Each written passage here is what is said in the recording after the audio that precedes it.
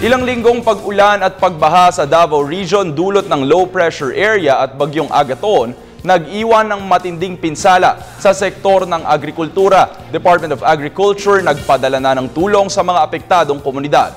Ang ulat mula kay Karina Cayon ng PIA Davao City. Cayon.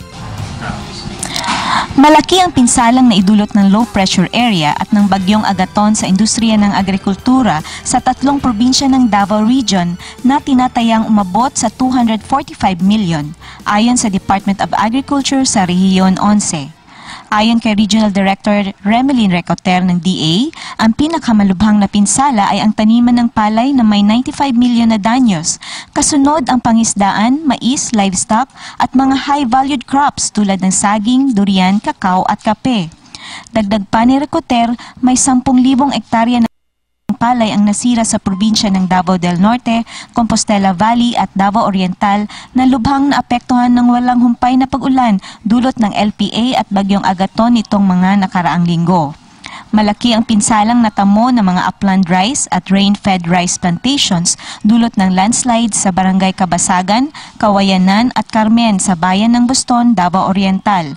Ang ibang palayan naman ay nalubog sa tubig baha.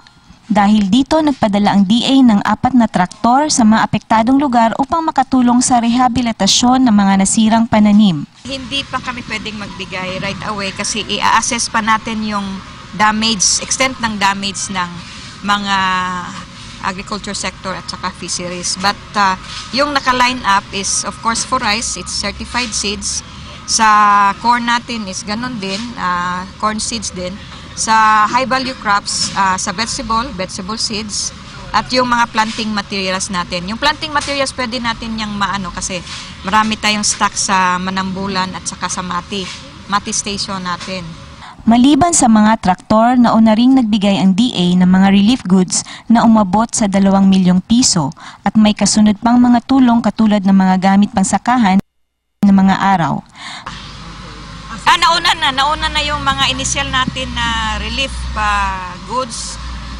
Yung ating office ay bumili ng mga basic commodities like rice, water, mga canned goods. Nauna na siya a week after Yolanda. Pinadala natin yon through BIFAR boat. So, right after ng Yolanda. Magpapadala rin ang regional office ng DA ng mga technical staff upang malaman ang lawak ng pinsala at kung ano pang tulong ang kailangang maibigay sa mga apektadong lugar. Ayon kay Recoter, nakahanda na rin ang mga binhi ng palay, mais, high-valued crops, binhi ng mga gulay at mga gamit pangsakahan sa paghahanda ng panibagong pananim. Para sa Telebisyon ng Bayan, Karina Laminero Cayon ng Philippine Information Agency, Davao City.